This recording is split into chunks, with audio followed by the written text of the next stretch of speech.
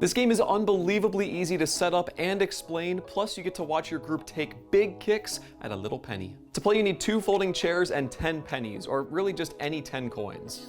Set up 2 chairs on opposite sides from each other in a large indoor space with a smooth floor. Although make sure that your space isn't too large because people will get tired of running pretty quickly. I'd recommend playing along the width of a basketball court or around 50 feet. You can then divide your group into 2 even teams. I think that the minimum number of people per team is 3, while the maximum is about 8, but if you've got more than that, you could get creative with how many goals each team has. The chairs that you set up are going to act as the goals, while the pennies are going to act as the soccer balls. To score, a player has to kick a penny between any 2 of the chair legs so that the penny passes through or sits under the area beneath the chair. As soon as a penny breaks any of the 4 planes created by the chair legs, it counts as a goal. To start off, take a single penny and drop it into the center of the arena. The players will basically just try to play soccer with the penny, leading to a ridiculous and hilariously frustrating experience. For the first round, virtually everyone will just be chasing after the same penny, all trying to fight for their chance to score a goal, while 1 player from each team can sit on the chair to be the goalie. The goalie's not allowed to move the chair, but if they want to use their hands, they can,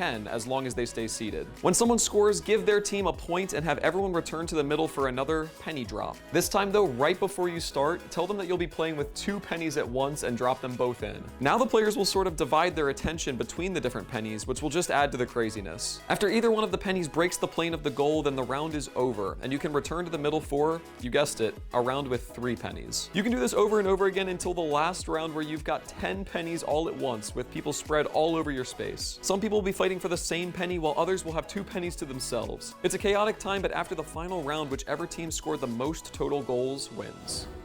Thank you so much for watching, and if you enjoyed, check out the description.